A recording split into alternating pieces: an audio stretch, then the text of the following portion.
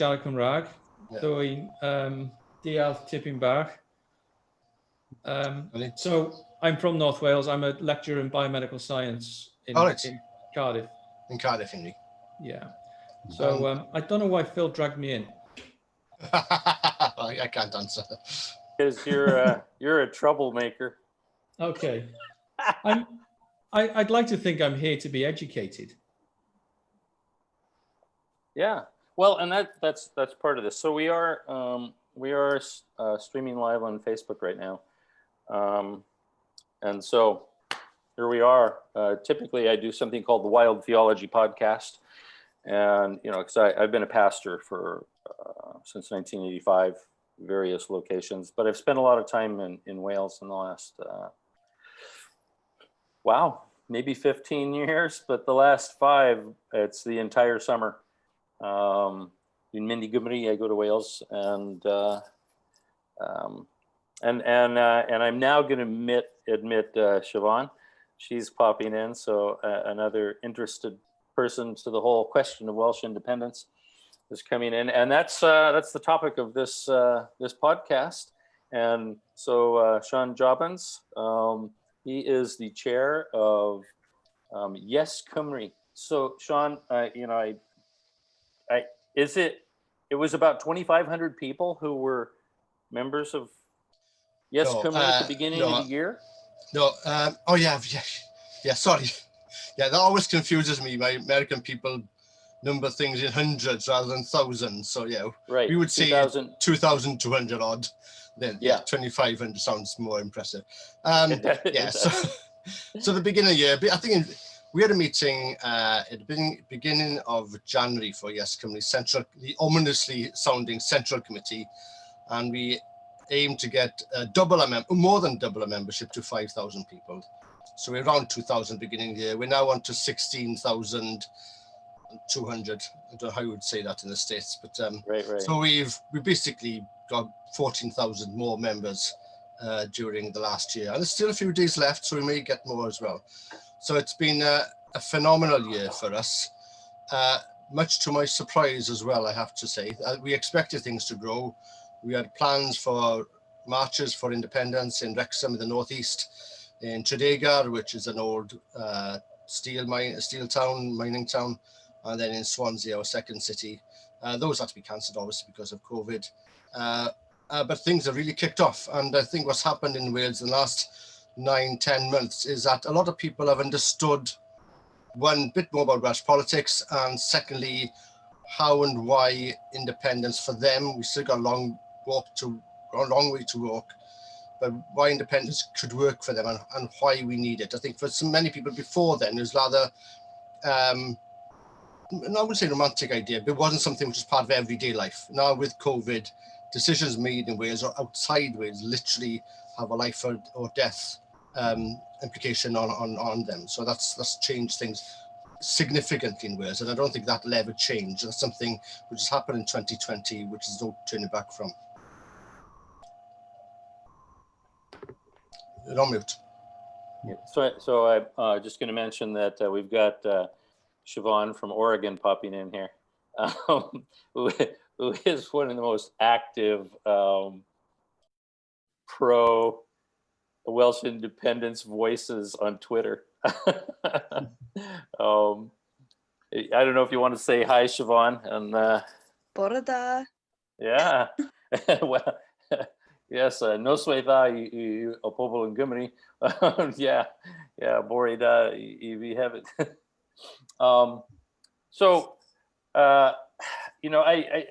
There are all kinds of questions that people typically have about the issue of Welsh independence, from the size of the nation, and is it reasonable to think that Wales could be independent apart from Great Britain, to is there support for it that's going on right now? What are some of these basic things that you have to... So I'll just outline some basic things for people who may be not familiar with the independence movement or with Wales even. So Wales has a population of 3.1 million, 20,000 square kilometers. So I'm not too sure what that is in state size. Is it Connecticut or something like that? Someone tells me. Yeah, New Jersey, I think is probably the closest. Yeah. 8,006 square miles. Right, okay. Well, the kilometres sounds more impressive, Siobhan, so I'll say 20,000 kilometres. So we'll stick to that. The size of Slovenia in Europe, I'll say that another one as well. Wales is often used as a measuring size because 20,000 kilometres is a nice square number. But things like, I think in the UK, and people in the States and in Canada need to keep an eye out because things are going to kick off, I think, in 2021. And Wales, obviously, but the big thing is going to be Scotland. So the SNP will win the majority of seats in Scotland, plurality or an outright majority. They will hold a referendum. I cannot see, even if Sturgeon, who's quite a sensible and pragmatic person, and even if she's having second thoughts about maybe she wants higher proportion of people to support before calling referendum, I think the pressure on the SNP, and there would be a split if they don't hold a referendum. So there will be a referendum in Scotland. Westminster may decide not to recognise that or play some games. I would remind Westminster that in 1919, Sinn Féin won the majority of seats in Ireland. They declared independence in the first Dáil. That was ignored by Westminster, but 3 years later, they're at the negotiation table in London and they declared independence for the Free State. So Westminster can play games, they can try and ignore it, but it's not going away, and it's not, the genie's not going back into the bottle. So if Scotland doesn't recognise independence next year, I would say in 2 or 3 years' time, it will. And by that time, I think Wales would have caught up. So what's happened in Wales, the latest poll, YesCymru commissioned, YouGov, which is a big polling agency here in the UK, standard polling agency, these things go up and down. But the last one is 33% would vote for independence tomorrow. Right. Now in Welsh terms, that's absolutely huge. 2 or 3 years ago, the idea of Welsh independence was kicking around maybe 10%, maybe a bit more, maybe a bit less. It was never more, 10, 8, 12, something like that. So something big has happened. Now, things can go up and down, things can change, but there's a consistent between a quarter and a third of Welsh people are now comfortable with independence. So that's a big change. It's still a minority. It's not the majority view. We don't expect that, but it's it's a huge change. And anyone, and Andrew will confirm this, anyone who lives in Wales, this is quite big because this wasn't expected a few years ago. And YesCymru is a non-party political, cross-party pressure group for independence. So Plaid Cymru is the main nationalist party for independent Wales, but about half the Labour Party voters, so what's that, Democrats type of thing in America, right? Say in another poll we did, they'd vote for independence. That's around at half. So the support is outside the main national party, and it's broader than that. So something big is happening. I'm not too sure what's going to happen. Things may change, may go down, but I don't think so. Andrew, go ahead. Thanks, Sean. I was going to ask you, what do you think, though, the main factors are for that change? I think there's a few factors. I think Brexit in the UK shook things up. So Wales sort of voted to leave.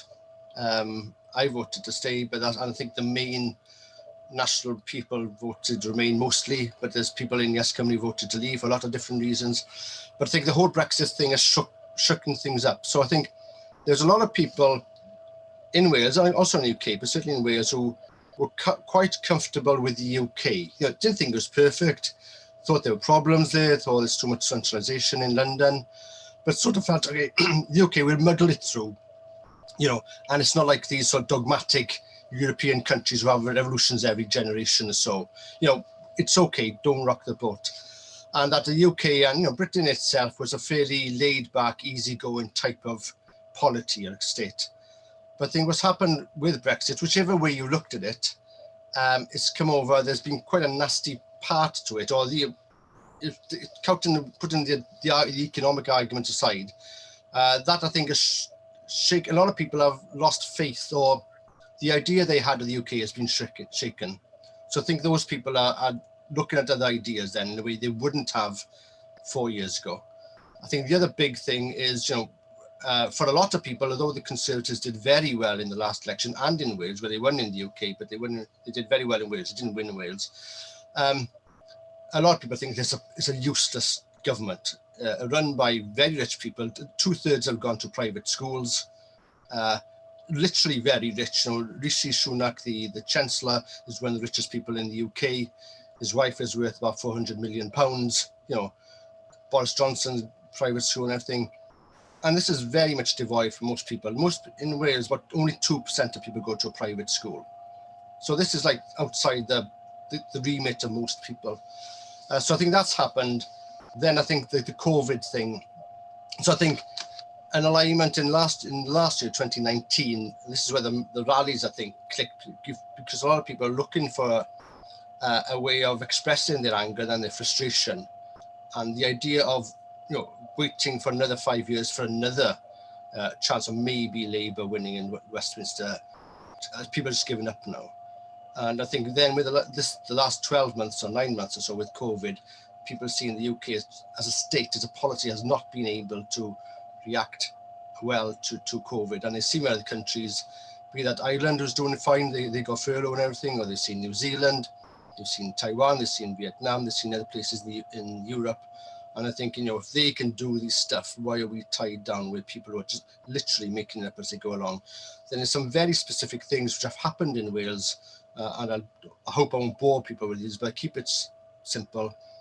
The Welsh government essentially followed the Westminster government for the first month or two with COVID.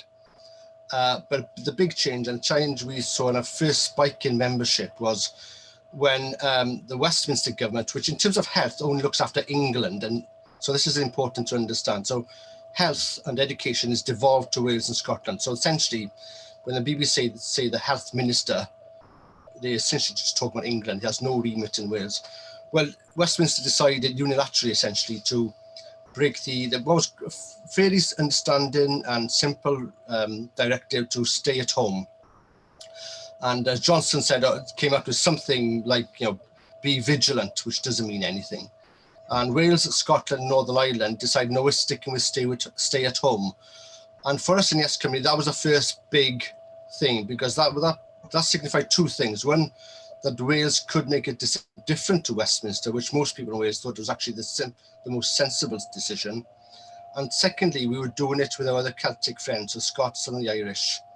And I think that was big, because a lot of people in Wales think Wales is small, think Wales is weak, are afraid of Wales going, sticking out on a limb. But I think because Wales did something in tandem with Scotland, Northern Ireland, it felt safer to do that. And that was we saw a huge spike in membership at that weekend. And then the other big thing, the last big spike was the Welsh government decided to go to a fire break, which is basically 2 weeks of closing shops and pubs and stuff. And they'd obviously asked Westminster for furlough to pay businesses to be shut. And Westminster said no. Then so it was only 2 weeks. It should have been longer, but we don't have the powers to borrow money or to issue bonds or to do anything essential to do that. So we're dependent on Westminster.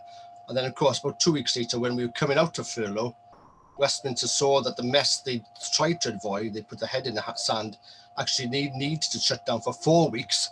And all of a sudden, the money was there. And I think people just felt, you know, Wales had taken the correct decision and going early into furlough, being denied the money. It caught up with England, as we know, because this thing travels or whatever, and the money was available. So people really felt they'd been let down with that. And now we understand that actually Johnson and the UK cabinet understood the need to go into fire break back in September, but they were playing games avoiding that.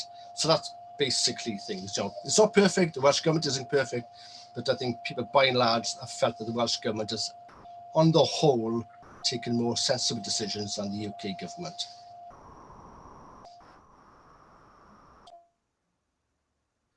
Any of you have any questions here for Sean? One that pops to mind to me is, well, I've got a couple, but the fact that you're creating something that is a coalition of people who are from the whole political spectrum, from staunch conservative to, you know, for us in America, we call it progressive liberal. You know, you've got your Labor Party, you've got your Conservatives, Plaid Cymru, and you want to bring everybody in under this one umbrella. Do you have some difficulty with that? Is there a little bit of infighting among the people that you see happening? It is difficult. I mean, obviously, it's we try to be non-party political. That's difficult. I think the compass of the movement is more sort of left of centre, if we can say that. You know, and I think that's where the gravity lies, without going into specific policies. I mean, we're going to be employing very soon a person to work, making sure we outreach to the BAME community, is that a popular term in the States? So black and ethnic minorities, people. There's quite a big community in Cardiff, especially, and in Swansea. So just to make sure that people understand this is not a white ethnic type of movement. It's not just a movement for people who speak Welsh fluently. It's not people who are even Welsh. You don't have to be Welsh. You know, we don't really care. You know, we basically want people on board with an independent will. So we're trying to make that point clear. It is difficult. I mean, we don't have many conservative people in the movement. I think that'd be fair to say. But there are people who voted Tory who I'm sure would vote for an independent Wales. There are people who voted for Brexit who would vote for independent Wales. And we need to make sure that without compromising our sort of, if you like, core moral beliefs, so equality in terms of, you know, gender and sex and sexuality and race, that is a warm house for them, or this discussion. I know we would love to see a Conservative Party for independent Wales. You know, an independent Wales, like every kind of the country, would have, you know, a right of centre party. I mean, it's bonkers that for some reason in Wales, the right has been coupled with unionism, and there's no reason for that. I mean, in Catalonia, the biggest national party was a Christian Democrat, so a right of centre and Angela Merkel type party in Germany. So there's no reason why the right in Wales should be anti-independence, because that's not the case in most countries. But it has been a case in Wales where I think the alignment, it goes back to religion, as you probably know, Phil, in terms of non-conformist people, the chapel people would vote Liberal and the church people would vote Tory, to put it very, very crudely, and it's sort of continued from that. It seems self-contradictory that somebody would be pro-Brexit and yeah, I think that's pro-union, doesn't it? Well, I mean, the Brexit vote is quite a complex one. The vote itself. I mean, from my point of view, in its essence, Brexit is an Anglo-British nationalist project. So I think by the British upper class who didn't want to adhere to rules because they've had 300 years of ignoring rules. And then they didn't like the idea that the European Union had some kind of leverage of, you know, basically environmental standards and work standards, stuff like that. And I think a part of it is also a reaction against Celtic devolution. So it's an idea that the Britain they'd grown up with, which is a unitary state with no devolution and no federal system as you had in the States at all. They didn't like the way things are going in Scotland and Wales and Ireland. But I think there's a constituency of people in Wales who voted Brexit. There's an Lexit, so that's a left Brexit. So maybe they didn't like the way the European Union treated Greece, maybe that type of thing. And also, I think there's also an element of, you know, I was going to swear there, Phil, but I won't. Sort of, you know, bugger it type of thing. You know, they're all in it. All the politicians are all the same type of people. Sort of, if you're like an angry, emotional vote. And Brexit was a channel for people in, you know, areas which have been, well, Andrew would know this, some coal mining areas which have seen no good things since the 80s, essentially, and it's a way of, you know, kicking it to the boss, wasn't it? So I think it's an element of those people who, if we could turn the tanker and hopefully steer them to use their vote in a more positive way, rather than giving money to multimillionaires, which is what Brexit will do, we can get them on board with independence. So I think there is a sort of emotional Brexit, I think, there to be one as well. And, you know, from our polling, I think something like there's a constituency, 10-15% of people who voted Brexit would vote for independent Wales. So, I mean, it's difficult for political scientists or people who are political minded to understand that most people aren't. And a lot of people have quite a fluid take on politics, and they can go from what we, who are quite active in politics, think are fairly understandable blocks to voting in quite contradictory terms.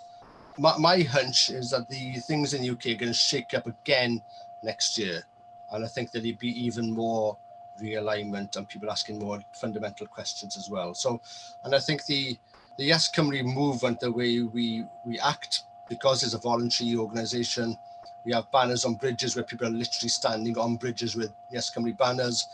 We have street stalls when we're allowed to. We have sessions where people can bring their car in and they get a sticker to put on the car. These are quite tactile, quite, well, the Welsh word is cwtchy. You know, there's quite friendly kind of, I think a lot of people quite like that. So it's not politicians leading the debate.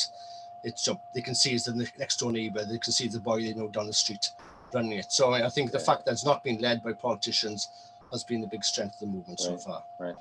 So the Valley boy Andrew has his hand up here. So yeah, it's interesting, Sean, listening, being Welsh, and I suppose I'm one of those people who sits on the fence with this, have done for years, but feel very passionate. It's interesting that you use the word Celtic in your conversation, which is it's difficult to know what that means, and I would like you to define the word Celtic as a phrase. Sorry. More questions. We'll kick off with the Celtic. When I use it in that context, I'm talking literally about the country, Scotland, Wales, and Northern Ireland and Celt as in country. But it's a short way of saying Wales and Scotland, essentially. So, I mean, I think I understand where you're coming from, Andrew, and I think there's a lot of us in national movement are quite suspicious of Celticism. As a Welsh speaker, I feel very strong affinity with Breton, which is a Welsh cousin language, and also just with Irish, I've been to Ireland and stuff like that. The other bits, I think, don't really resonate with me. And I don't think with Wales is sort of lost out on, we're the un-Celtic Celtic nation. I mean, the Irish do a lot of it, Scots to some extent. I think the Welsh sort of forget. And if you go to Brittany, Celticism is a big thing there.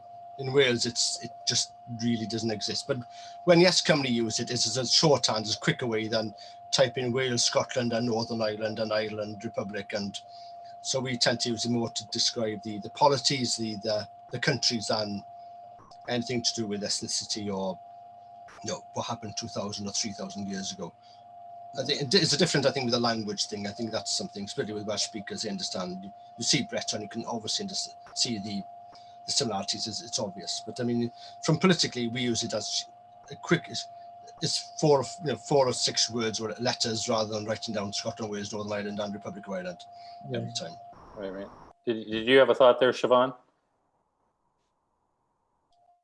Sorry, I have myself on mute, so I had to unmute. It was more along the lines of, you said that you were going to be bringing in somebody, and this is actually going a ways back. You said you're going to be bringing in somebody to make sure that BAME people and LGBTQ plus would be welcomed. I've heard plenty of people in that community speaking to me saying that they did not feel welcome on the marches, but then I also hear half of them saying that they have felt welcome. So I was just wondering exactly what kind of prevention measures you were going to have for that sort of thing, specifically at marches, and then also how you were going to try and approach it online. Yeah, I mean, I would say this as a straight man, but I was surprised if people say that, because the marches have been very welcoming. We've had people there, you know, with family and kids and old people and dogs and stuff. It's been, I don't see in any way some militaristic. And there's a lot of LGBT people in the movement, and quite obviously so, and I'm playing a very prominent part. I think with a new post, we just wanted to make sure that, you know, as far as anyone can, that it's clear where we stand. So, I mean, we were aware, and this was meant to happen over the summer, then the autumn, and things have dragged on, but we wanted them, we've employed someone to look at our stuff, our constitution, and just say if there's something there which, you know, I haven't noticed, you know, or there's wording which, you know, you could change, maybe a phrase here, which makes it more obvious that we're open. So that's taken a bit of time, and now we're in the process of looking to employ someone. And again, these are conversations we need to have. I think that there's things, I wouldn't be aware of, so I mean, and they wouldn't be there because there's any great anti-feeling, is maybe an unthinking situation. So I mean, this is important for us because the kind of ways we want to build, and without going into party politics or issues of policy, is the kind of movement you have then shows the kind of state you're going to create. So I mean, the Irish Revolution 100 years ago became, at the end, very closely aligned with the Catholic Church, and the Catholic Church brought into it. Then we had a very Catholic Irish Free State and Republic for the first few years. So I mean, that's how it happened. So I think we're with an independent Wales, whichever way it goes politically, party politically, we want to try and make sure that the Wales we're creating is an open and recognise the diversity we have here already, and that people feel comfortable with that. And that's what we're doing with employing a person. I mean, there will be, social media is, it's impossible to monitor fully. People will say things, stupid things. I and other members of the Central Committee spend a lot of time asking people to tone things down, to maybe delete something, to just walk away from social media for a while, do themselves have a break. There's going to be someone who's going to say something all the time, and there's absolutely no way. And that's the danger of going on social media, and it's best sometimes just not to go on it. So I mean, we cannot, and we will not take account for everything's ever said in YesCymru. And also, people can literally just create a personality on social media and say, I support Yes. And this happened recently, is people are saying that they support independence, but now they're against it. And you're thinking, I'm not too sure if this person is genuine here. So we are aware that there's a lot of people starting to take notice of us, but we take this seriously. And, we're trying to do what we can to make sure that people feel safe and happy in the movement. What is interesting, and maybe to follow on from what Siôn said, with the fire break, so the 2-week lockdown, small lockdown we had in Wales in November, suddenly we had loads of bots attacking YesCymru and the Welsh government. And this wasn't happening a week before. It was quite phenomenal. And there are obviously accounts coming from nowhere.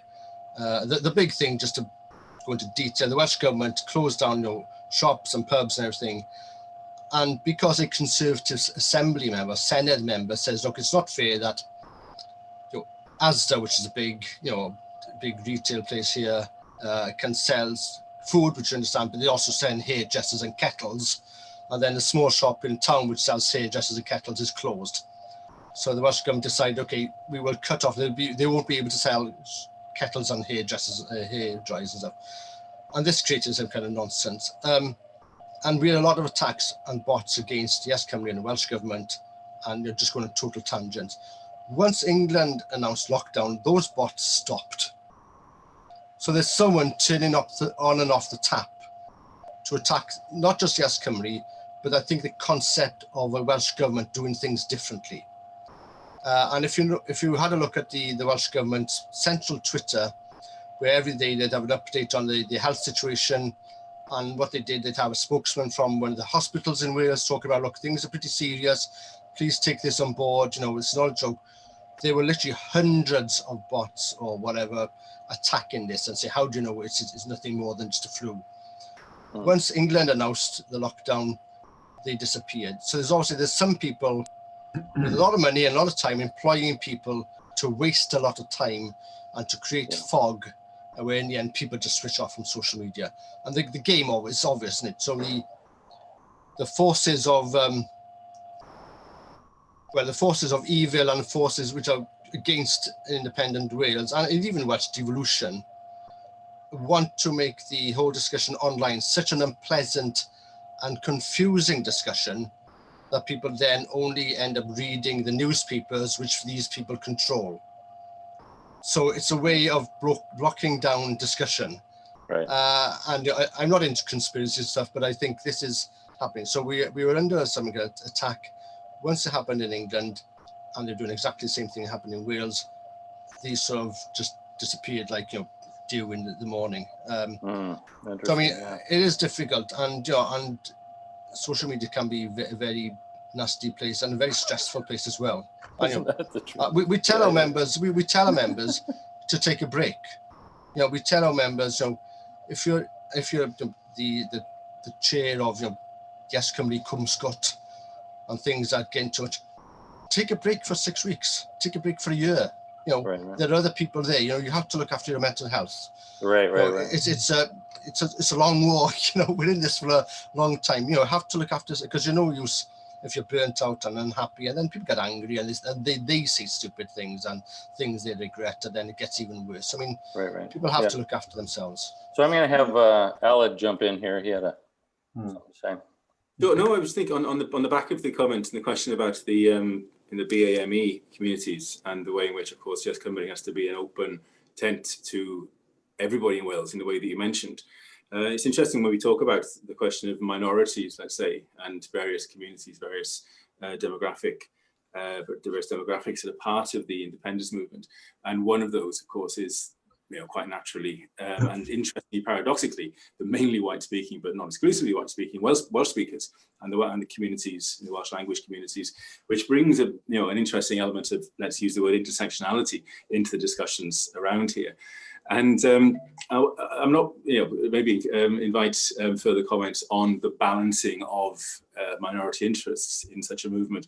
But the one place I wanted to ask you, maybe I'm thinking might be useful for an American audience, potentially doesn't know, I'm not entirely sure who Phil's audience is these days, but this might be an irrelevant question. But it's all over the map. But I was thinking, we're talking about the various areas, the sort of decentralized nature of YesCymru, and the fact that there is a central committee, but then there are all these different parts and different cells, let's call them, maybe around Wales. And I'm thinking that might be an interesting place to go, to sort of for Siôn, if you could maybe say a word or two about the organisation of YesCymru in that respect. So the organisation is a very grassroots one. It is mostly voluntary. I'm the chair of YesCymru. I do everything in my spare time. I'm not paid anything. So then we have a central committee, which is 12 people, and then exec, which is 4 of us. And then we have local groups, we call them. So there's a group in Cardiff, well, a few groups in Cardiff, Caernarfon, Builth, Wells. These come and go. I'll be honest with you, some of them are more active than another. It's more difficult during lockdown, of course. You're very often dependent on a couple of individuals, and if one person gets a new job or has a child or is fed up or something, things can come and go.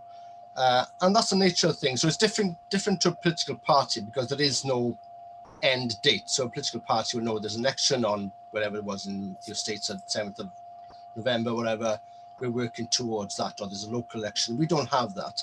And unlike Scotland, where they had the Yes Scotland, where there was a definite date for the referendum, we don't even have an idea if there will be a referendum. So this is why I tell people, please take time off. If you feel things is too much, just take a break. Because we're going to be here in 6 months' time. Nothing's going to change that much. And of course, it reflects, the local groups reflect the demography of the area by and large. So Caernarfon would be more Welsh speaking than a group down in Abergavenny and Gwent, which is in the southeast, or in Wrexham. And it is an interesting balance. I mean, when we started YesCymru in February 2016, well, we started before then, but before officially launched in 2016, I was still thinking to ourselves, the issue of the language would be one of the things which would divide people, or would be it could be a potential source for division or discomfort or whatever. And in Wales, the language has been used, if you like, as an orange card. It has been used against opponents of the Assembly or devolution as a way of splitting people. People in the South were told, if you vote for Assembly in 1979, I'm old enough to remember this, all those Welsh-speaking gogs from Gwynedd would come over and take all your jobs. And then up in Caernarfon and Gwynedd, they say all those Shawnees in the South would come over and tell you to be Labour people and stuff. So it has been used to divide Wales. But to my surprise, the language hasn't been a big issue. It hasn't been a big, I mean, there's some people who think we do too much stuff in Welsh, and some people think we don't do enough in Welsh. So it's a difficult balance, and I think it would vary from person to person. But it's not been a big thing, and I think there's 2 big reasons, maybe 2 or 3 big reasons for that. One is the change in Wales. So to some extent, the Wales of 2020 is not the Wales of 1979. So in 1979, to take a random date, well, we had a referendum for devolution then. You had areas which are pretty solidly Welsh speaking. So Gwynedd, most of Dyfed, and you'd go to sort of Llandyssil, I know everyone would speak Welsh in this town, and you'd go to sort of Pontypridd and nobody would speak Welsh type of thing. And there was quite an obvious line which all Welsh people sort of knew where it stood, a landscape, if you like. Today, rather than there's a blotch of red and a blotch of white, shall we say, there's a more pink nuance. So the Welsh language has lost ground, unfortunately, in the West, but also to some extent won ground more in the East. So people, you know, in Cardiff or in Newport or whatever, who wouldn't be at all familiar with Welsh in 1979, now see it on street signs, they hear it, they've got bits of it in school. They're quite relaxed with it, and polling shows this. So the older generation is still quite split on the language. But from about 40 years younger, the attitude towards language is much more relaxed, much more accepting, and certainly people who've been brought up during the assembly, I like to, it's a bit like attitudes towards, you know, gay people. You know, I'm not gay, but I know a bloke who is, and he's fine. It's not my problem. And think people who don't speak Welsh, they don't speak Welsh, but they don't see it as a threat. I mean, in a way, I wouldn't say there's never any issues. That's just to be naive. But I think there's a much more relaxed and accommodating attitude to the Welsh. And I think with the Welsh-speaking community as well, there's much more, because that's been diluted to a large extent in terms of, you know, domains where Welsh was strong. People will know people very well who are non-Welsh speaking. So Welsh speaking society is more, you know, they know, you know, the sister's boyfriend is English speaking, whatever. So I think there's a greater fluidity in Welsh society as a whole of Welsh language. The other big change, and this is something I didn't notice until a few months ago, was thanks to Google Translate and all these new technology, when we post something on Twitter in Welsh, people can literally press the translate button and see what it means. And sometimes the translations aren't quite accurate, but they're good enough to give people an idea. And, you know, so I mean, that's something, so we can post stuff in monolingually in Welsh on Twitter, and people can read it, and they know it's not bitching about them, they know it's not trying to make a point, it's literally just using a language to communicate with people. And I didn't realize this either until about a few months ago, when we had a post in Welsh on Facebook, and had thousands of likes and tweets and stuff. And I couldn't understand, you know, how many Welsh speakers they were liking this, especially in Scotland. And then so I clicked, people obviously putting on always translate Welsh on their Facebook. So that people seeing stuff, which I presume they don't even understand is originally in Welsh, but they're also seeing it in English. Right. So you can put stuff on Facebook. Turn it Facebook. off regularly. Yeah, well, it automatically goes on for me. So that's why, if you noticed, when we translate, when we put up, I retweet, I reshared on Facebook's, YesCymru's Facebook this morning, a program with farmers, with the agriculture sector about independence. The podcast is in English, but I put down it's in English because, you know, people need to know that if they are reading it, they always translate into Welsh. I think sometimes with a Welsh language podcast, they don't understand that the podcast is in Welsh. So we now say it is in Welsh, just so people know. And that's quite interesting. So it's, in a way, it's normalized the Welsh language in a way which would literally not have been possible 5 years ago. And I think maybe I'm being sentimental, maybe I'm being romantic, but I think quite a lot of people who don't speak Welsh quite like the challenge sometimes of seeing how much Welsh they can understand from that tweet. I think, okay, I understand a few words of that, and, you know, it's over. And, you know, the tweet is so short in any case, gone in any case, but they can also still press translate. And I think a lot of people are quite proud then that they're part of a nation which, you know, is bilingual and is more at ease with itself.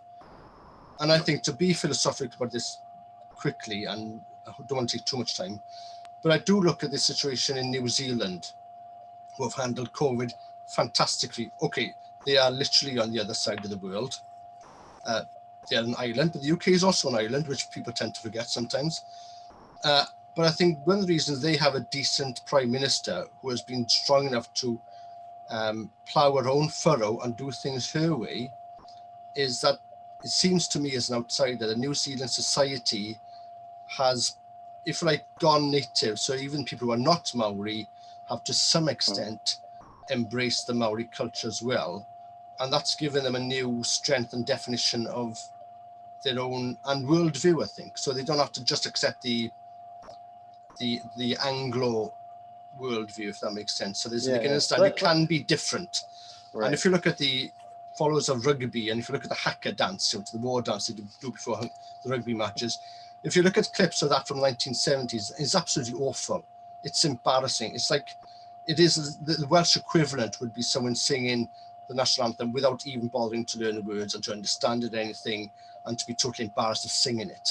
And that's what the haka dance was with New Zealand in the 1970s. Today you see the haka, and people, whatever their ethnic background in New Zealand, are very proud and take much pride in it. And something similar is happening in Wales as well in the sporting context, where again the anthem was slightly embarrassing. It wasn't something people, it wasn't really taught properly in school. But now, especially Welsh football, and that's passed on to rugby, the players learn the words, they understand the meaning of the words, the fans are brought into this. And I think that sort of strength says, okay, we are different. And if you think your culture is a bit different, that means your political culture can be a bit different too. Right. And that gives people the strength to do things here. differently. Oh, let me do something here. So Aled, wanted to kind of step back for a second with the Welsh language question. And you guys must be tracking some of the things that are going on from Bangor, from the university, in terms of Welsh language interest and how it's changing and how it relates to the politics of these kind of things. Is that happening at the university, Aled? Well, I think just in general, realizing that the time is probably against us, but in general, I think that it's true to say that we are seeing changes. I think the analysis hasn't actually been done in any way that could be meaningful yet. But looking at, for instance, from my point of view, I'm a lecturer at the School of Welsh and Celtic Studies at Bangor University, and it is interesting to see trends in the applications that come through for instance, degrees in Welsh. Right. And one of the things that I'm finding fascinating looking at the moment actually is where prospective students from different parts of Wales are looking to go to university if they have, for instance, an interest in studying Welsh or studying through the medium of Welsh. And there's a whole conversation to be had here about the development of university and further education, higher education through the medium of Welsh over the last few decades. And I won't take us there at all at the moment. But one thing that I think is true, I think colleagues of mine noticing this as well, and have commented on this, is that the growth of let's call them the new speakers, if you like, to use a relatively technical term, from the southeast of Wales, from the parts of the southwest of Wales, parts of the Midlands even of Wales, where the language has been lost or has tended to be lost over the last decades or centuries, where increased secondary education, primary education through the medium of Welsh has brought the language back to a whole host of young people. And we are seeing, I think it's true to say, we're seeing the consequences of that in interest in the language, in the culture, in terms of even applications to degrees. And people are saying, I've heard people seriously say that this is the YesCymru effect, at least partially.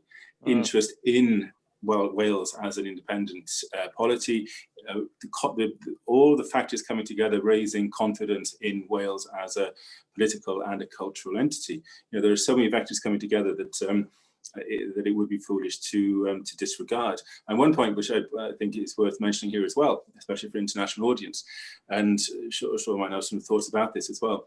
The fact, of course, that the Welsh Parliament, what used to be the Welsh Assembly, recently, of course, the Senedd in Cardiff, the Welsh Parliament, is allowing and has extended voting rights to 16-year-olds. Of course, bringing Wales, therefore, in line with, let us say, more progressive other progressive European countries, of which bilingualism, multiculturalism is an essential fact. And that, of course, is also going to have an important effect on the implications for independence too, with that demographic, 16 to 18-year-olds, of course, who will have a vote in any future independence referendum.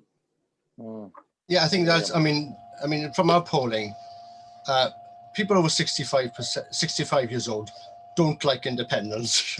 This is not a popular point of view in the older generation. My parents are an exception, but basically is that true among Welsh speakers? I don't know. I would imagine it'd be more support within older Welsh speakers, I'd imagine. Right. But younger people, and I don't remember if it was 18 to 24 or 16 to 24, support for independence, something like 46%. So it's around the mid 40s, you know, which is significant. And what I think is more significant is I'm 52 years old. My age group was something like the top 30s as well. And you know, these are people, you know, with kids, with mortgages or jobs and stuff like that, with life experiences. They're not so naive. I know, so that when that society, that demographic is looking at independence seriously, that's a big thing. I think it's worth keeping this in mind, because if you're 50 years old or younger, the British state hasn't really given you much. For those people in 65 and older, the British state is, you can understand the emotional attachment to the polity.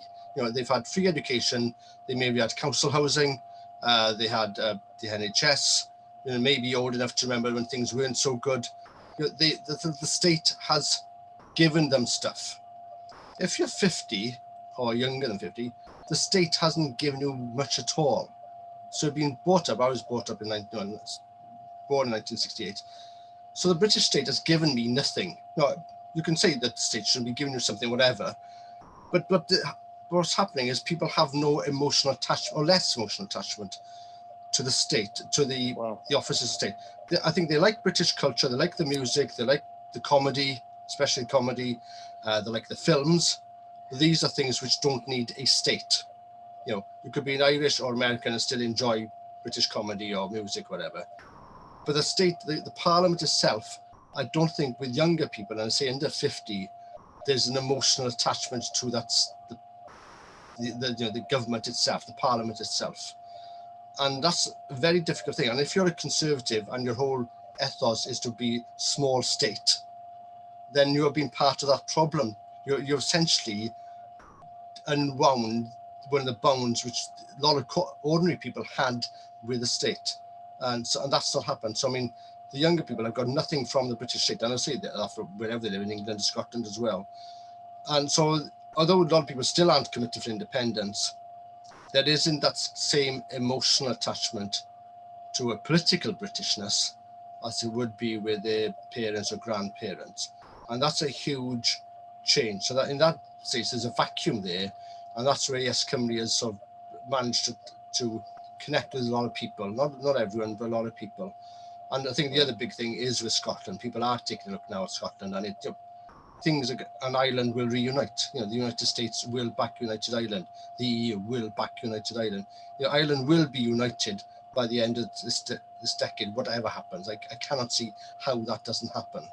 Yeah. So, you know, even if you are supportive of the idea of Britishness, and that is quite strong in Wales, very strong in Wales, what do you do when Britain literally as a polity doesn't exist?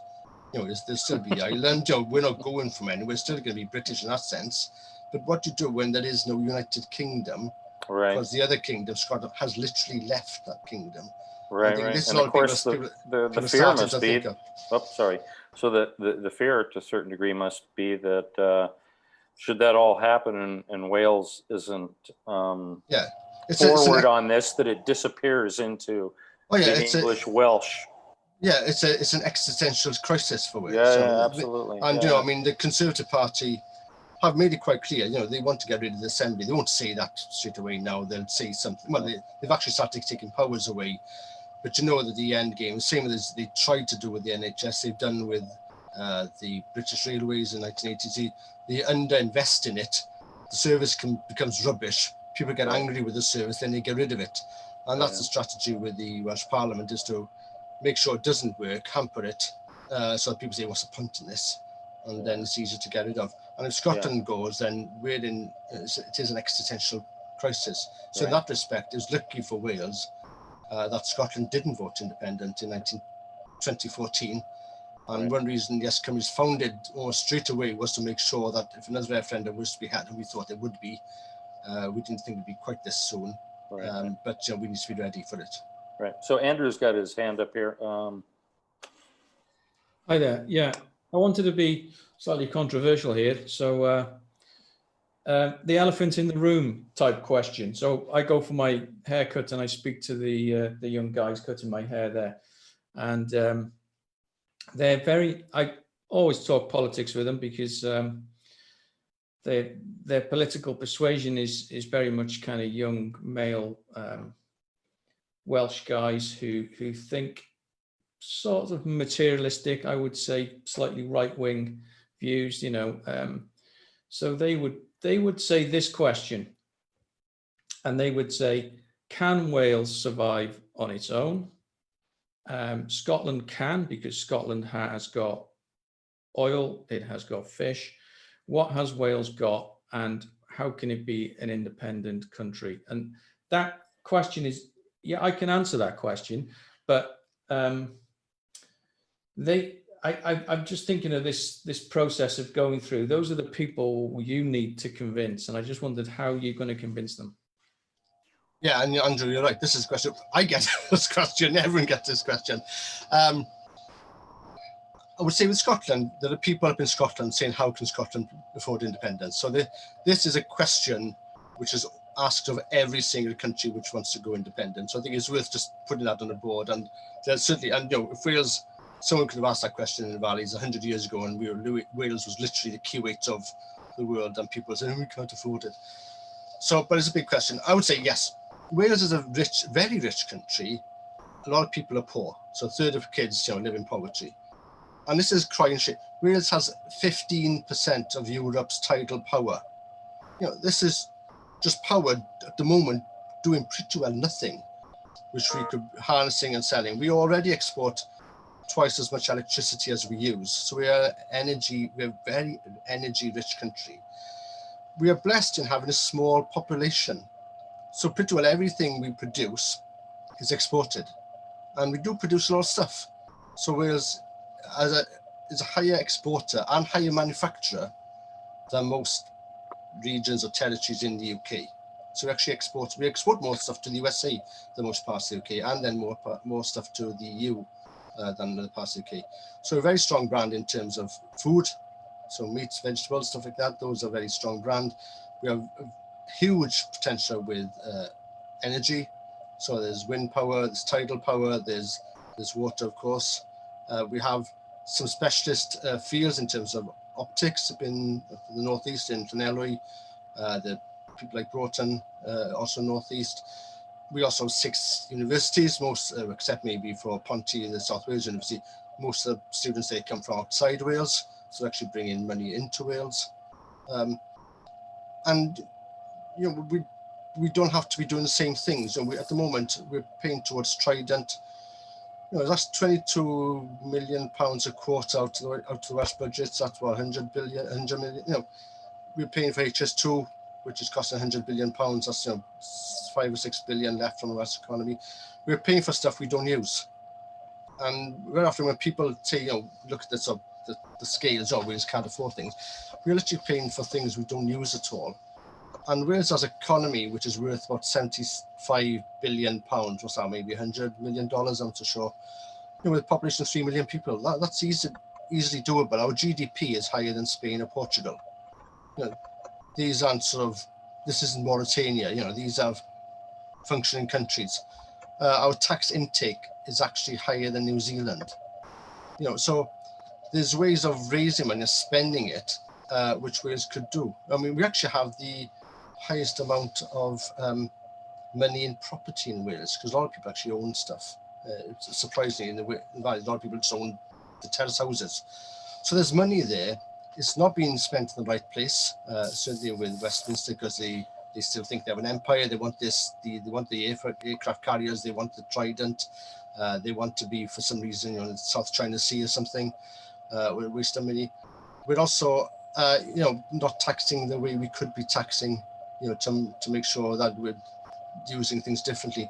Wales now has a version of landfill tax and land value tax, you know, which is things we could be looking at. So rather than taxing only wealth, which is quite low in Wales, we could be taxing things like, you know, land, which is not movable. People can't take it off to the Cayman Islands. So Wales is certainly up to it. So along these lines, so Jim Hogue, you wanted to ask about the manufacturing sector, Jim? Yeah, I was as you were going down the list, I was wondering how much domestic consumer product manufacturing goes on in Wales, and how's your manufacturing sector? Well, I mean, I'm not an expert on this. I mean, we basically export, or we produce enough meats, eggs, well, dairy products, meats, egg, milk products, bread, big factory in Philly there, to be self-sufficient in the basic things. If we wanted to go down that route, I don't think that's the way things will go. I think one of the advantages of being a small independent country is you can be very nubile in terms of export. That's why I think we need to keep an open border and free movement of goods and people across the UK, whatever happens in any scenario. I don't see any point in having restrictions and border restrictions. I think that's gone. So we produce the raw stuff we actually eat, whereas produces enough of those things, and we export them. So there's money coming in. Well, We don't my produce. point, we've noticed this in the States. We've had leaders who, well, even since I was in school, I was listening to leaders who said we're moving into a service economy. Yeah. And the thing is, a service economy doesn't even exist without manufacturing. So Yeah. they were talking about it in phases.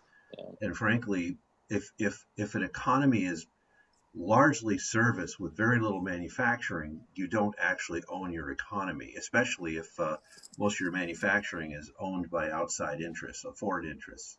Yeah, and would be, I could see for Wales to become independent, it would be necessary to own your economy, at least to the point where you could actually sustain independence. And probably would you guys say that's kind of like one of the big questions? Yeah, what's interesting, a couple of points. So Wales is actually a stronger manufacturing country than other parts of the UK. So in some respect, it's in a better situation potentially than maybe the southeast of England, especially now that we're going to be outside the European Union. So a lot of service industry isn't able to transfer to services in the European Union as has happened. And that's one of the reasons also the Brexit vote happened with, where a lot of manufacturing jobs, especially in where Andrew lives in the south, were taken out. So the steel production, coal, obviously, maybe you would expect that, but all the small companies supplying those in terms of car factories. So factories were expected to be open. Car factory in Wales has now gone to France to open, ironically by a person who supported Brexit, but he's moving the factory to France. Another factory has been opened in, I think, in Slovakia, where the hope was it would be in Wales. So we're losing jobs in that respect, but we still have, we do have skill and expertise in that. And the local universities have worked closely with those people in Swansea and South Wales and in Cardiff to try and get people, synergy between the manufacturers and the universities. There is a discussion going on in Wales now, and it came up in the Senedd in the Parliament last week about universal basic income.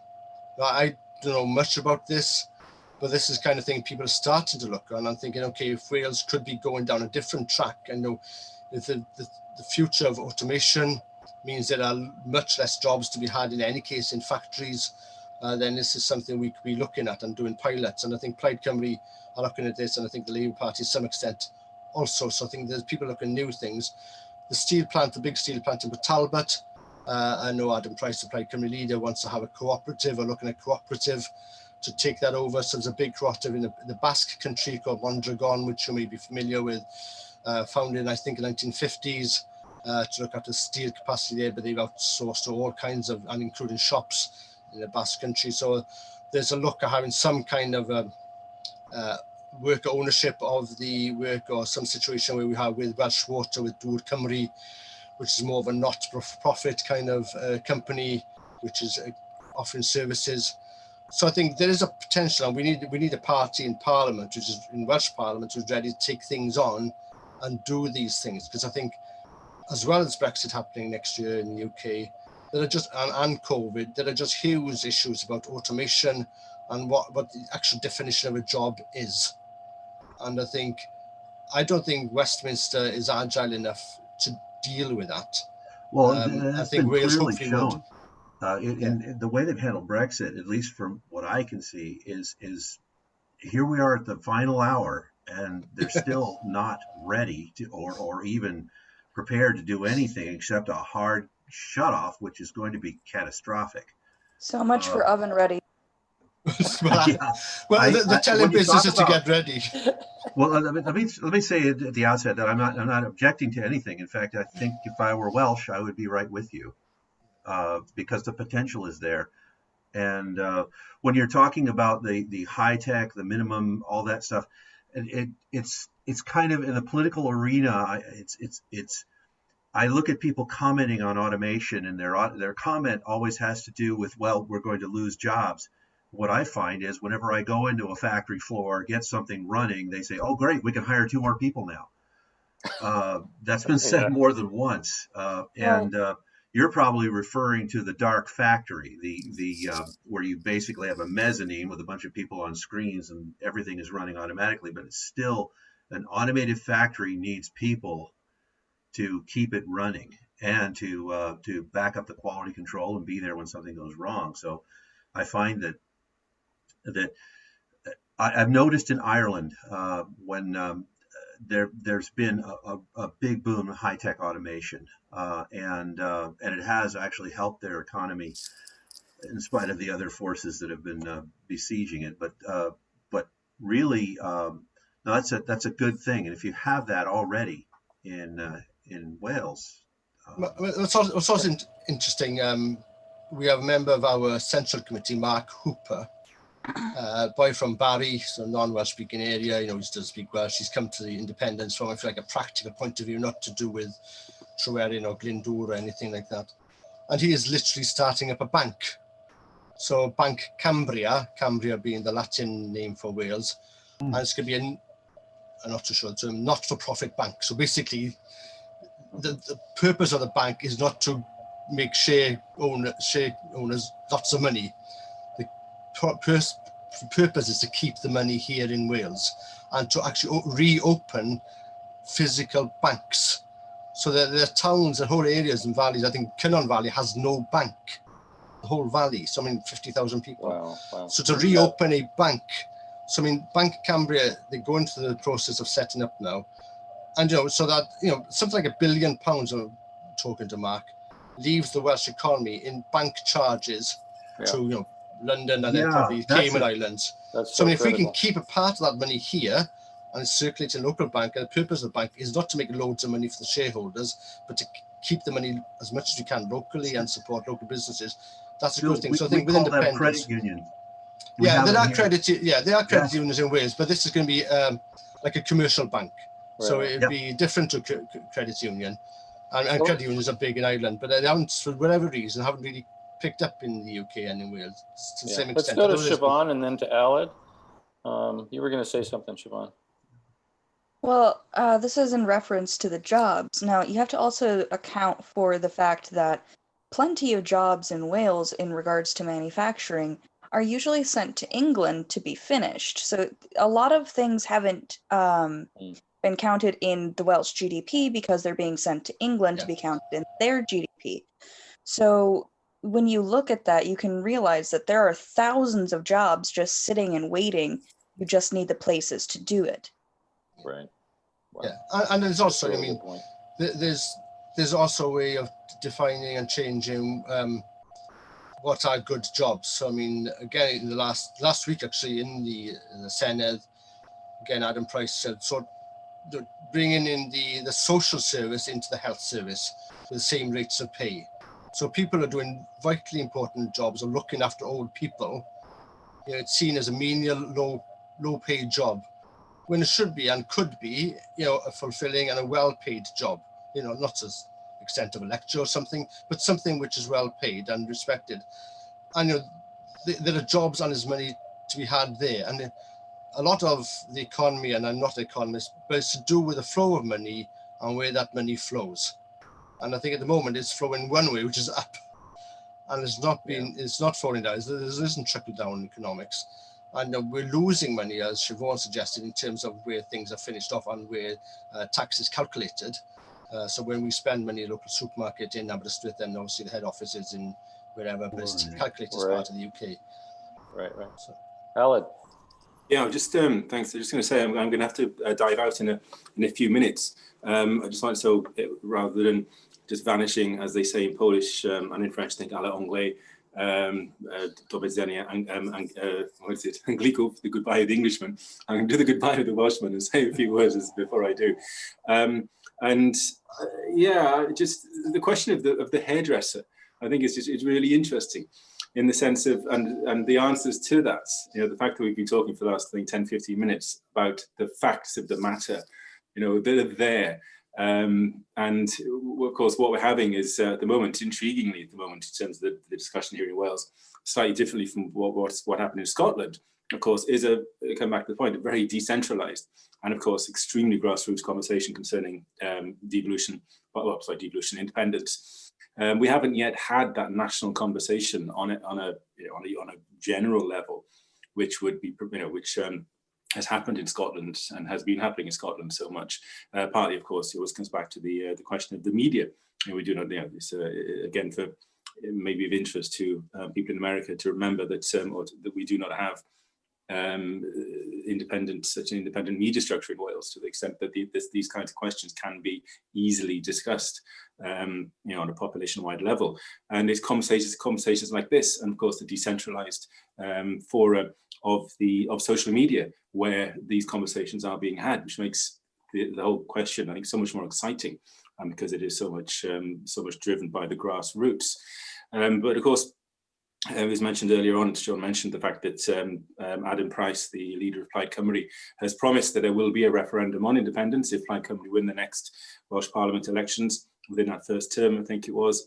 And therefore, there will be the chance to have essentially that conversation, which will bring these facts out to the national audience in a way which has never been had before. And given the direction of travel at the moment, it's not where we're at 30 or 40% in support of independence. It's the rapidity of that, of the way that line is going up exponentially, which is going to drive this conversation in very interesting ways. And one hopes that, once this kind of conversation and conversations like this are had more and more, and are had on a wider and wider level, then things are going to move in very interesting directions. So on that note, I want to thank you all for allowing me to be part of this conversation. Yeah. Siobhan, would you do something for me? You have the book for Plaid Cymru on independence. Would you hold that up again and maybe just say a few words about it if people are interested in looking at what's been laid out? So I'm still in the middle of reading it, partially because I got the Welsh version and I'm still a learner. Oh. So yeah. That's a very hard read if you're not fluent. It's pretty technical language there. Yeah. I have made several notes. But this has been very enlightening in the fact that, you can look at the different portions of the economy and really have some actual solid evidence to argue for independence. Kind of like independence in your pocket. It's just a tool that I like to use to point out facts and figures rather than just an argument or an opinion. I've already actually shipped one of these to one of my friends in Wales. Because everything they were bringing up in an argument was already in the book. Right in there, yeah. So the English title is Towards an Independent Wales, put out by Plaid Cymru. It's very recent, within last 3 months. In September. And actually, they've had someone who was September. a staff writer for the Times or the Economist as well, I think, to look at the economic side of things. Right. I do have what is it? Yeah, and I think it's the English version, maybe online as well, but maybe you have to pay to read it. Okay. I think what is interesting about, and I'll try and wrap up with this, Phil, and it's been instructive from this discussion tonight. I mean, we obviously discussed partly things to do with the language and not much about culture and stuff, but that actually has been quite the situation in Wales. I mean, the conversation is very much about, how is my life can be better with independence? And what we've seen in the last 12 months or 9 months or so is a new, in Catalonia, when I ran the campaign for .Cymru, so a Welsh TLD, a top level domain, we were following what the Catalans done because they managed to get .cat through the back door back in 2005 or something. Wow. And what they said, they basically, the first buyers of the .cat were what they call the segadors, which is the reapers. So they had the rebellion against Spanish rule in the 18th century, and the people who were out in the fields were the peasant revolt. And these are the people you always expect to be at every rally to support the language, or every rally for, these are the segadors. So when YesCymru founded, we had our segadors, the kind of people, and Aled would know these people in every sort of Welsh language rally, in every effort to open a Welsh language school type of thing. But what's happened in the last few months is we had a huge number of new people. So people come into it from point of view almost of good governance. They live in Wales, they think, okay, I'm in Wales, born in wherever, I'm going to be here, my kids live here, I'm investing my future in this country. And there is a way now of looking at politics differently. So we're having lots of conversations. A big conversation we're now having is on an independent central bank for Wales. Now, I'd always assumed that independent Wales, currency is a big thing for me. Emotionally, currency is just a way of spending stuff. I don't really particularly care whose head is on the paper. But obviously, I'm now seeing, and people are discussing the importance of having your own central bank, because then you have control over the money flow. I know these are conversations I didn't expect to be having seriously in an independence argument even 12 months ago. People are saying, okay, if we can have independence, we need to have a central bank, because then we can actually control the flow of money, and then you can start really looking at how you direct your economy and stuff. So, I mean, there's a lot of interesting conversations going on. What independence has done, and conversation with independence, and YesCymru has created a cultural space and a political space for people to have these conversations, and actually then hopefully a vehicle to implement them, because I don't see these things being implemented. The vehicle isn't Westminster. So Westminster is a very flash Rolls-Royce car, very high prestige, old, rich, but it's not going anywhere, and we don't have the keys to this car.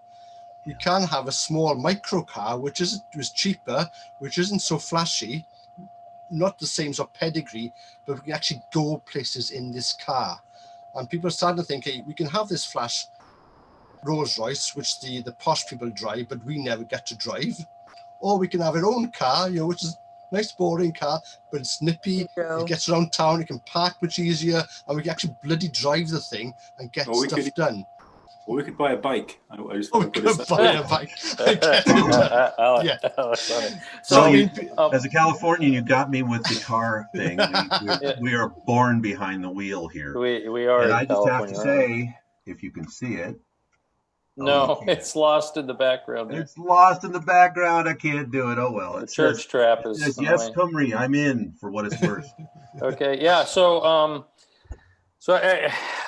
going to throw away, an American colloquialism having to do with baseball as just the last little comment here, and throw a curveball. And this has to do with the movement. A comment you made very early reminded me of this. You talked about Ireland, 1919, and then the results of that, 3 years later, right? Yeah. And just the other day, it's been within the last 2 days, John Jenkins died. Yeah. The former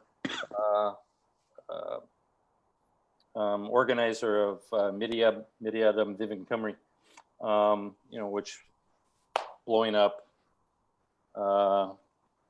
water lines going to England, an attempt to stop the investiture of Charles in Carnarvon. And with the passion that there is for an independent Wales that's growing, I know some people probably fear, does it move toward that kind of thing? I think it's now, interesting. Just to kind of throw this in, when I was in Carnarvon at the march, last July, when 10,000 people showed up, I had a friend with me from the Czech Republic. I had just come from a festival there, and he said, "Oh, I want to go to Wales with you." And we were there for this event. Now, this is a guy whose history is this kind of this carnivalesque, almost happy movement, partying away from the Soviet Union, right? Yeah. There wasn't this violent deliverance from it. He was looking at the march in Carnarvon, and he said, "My gosh, this is like the best thing I've ever seen. Everybody is so happy. Nobody's angry." And I was doing little interviews with my friends on the street and asking them questions, and they were saying things like you had mentioned earlier. I don't care where you're from. If you're English and you live here in Wales, we want you to be part of this too. Come and be part of this with us. He was very blown away by that. But the pressure from Westminster is likely to build as the pressure for independence builds. And that creates a kind of difficult tension, doesn't it? I think there's zero chance of it going violent. And I'll say a few reasons for that. One, we won't win it. Let's just be, there is no point. We're not Ireland. There isn't that blood sacrifice kind of mentality in Welsh culture. John Jenkins was of a particular time, 1960s. Right. And he didn't look to hurt anybody, actually. Yeah, no, and we would win nothing. Right. We would win nothing. So I mean, I've literally never heard anyone say it either. So at the moment, we are sort of winning by just talking to people. Right. And also, I think the inspiration, especially for me, and I think the other people, is, I remember the Baltic Revolution, the singing revolution in the 1980s, 1991, when they won independence from Soviet Union, singing songs. And that's how the Welsh Revolution will be. It will be singing songs. And I think that's a more powerful, and also I think it's a deeper thing, because, and I once you bring in guns into stuff, it's difficult to bring it out. So it's a mugger's game. I mean, it's different in Ireland 1916, when there literally was a big war going on as well, and there are a lot of different things. Right. It's not the same here. So it's not going to happen. No, it's going to be peaceful. It's going to be happy. There's going to be falling out and people unhappy and stuff like that. But that's the way it's going to be run. And there's not going to be any violence. We won't win that way. So, there's no point in it. And I don't think it's either in tradition. So how do people join? Oh, YesCymru, you can join online. It's £24 a year, £5 for the unwaged a year. So it's cheap. Or you can just buy merchandise. We got our stuff, Siôn or this, the scarves and the hats and the stickers and stuff. And those are really popular. And that's what is great. People buying these stuff, and they're seeing car stickers, and they're getting involved, and the masks and stuff. I'm a member, so and so the website is yes.cymru. And as a person who actually so as a person who actually led the we've got it being modeled right now, and I got my little buff and stuff. So I mean, as a person who ran the campaign to get .cymru through ICANN, which is the world's governing body, I'm very glad to see it used to good use. So so membership is cheap. We're trying to keep it cheap. It's there to generate income. We want it's £5 if you're unwaged. That's like 2 cups of coffee in a lot of places. I mean, we just want people to be part of it. And things are going well. And thanks to the new memberships, everyone who's listening to this who has bought something or is a member, we're bringing out some videos very soon, hopefully, to try and promote and share stuff on social media. So we're giving the argument to the boys in the barbers in Ponty or whatever, so they got stuff to look at, so people don't read. Siobhan reads these books, I do, but most people don't read this stuff. We need it, with these important stuff, but we also just need cartoons and videos, and those a few of them will come up stream in the next few weeks, hopefully. So right. Okay, well, to everybody who's been a part of this, Aled, who's in Evelyn and left us just a little bit earlier, and Siobhan, who's in Oregon, and Andrew in Pontypridd, and Jim, who disappeared behind that church trap. That's actually what that thing's called. It was a Burning Man art thing. So so Jim Hogue in Ramona, California, and Siôn Jobbins, thank you so much. Thank you. And so anybody who's been watching, remember, yes.cymru, and you can join up and see those numbers. Yeah, just follow us on Twitter or Facebook, and have a feel what's going on. Yeah, have a feel what's going on. Put your toe in the water and then see how you feel. Yeah. So thank you all. Well, thanks for the invite. It's been a pleasure to speak to you.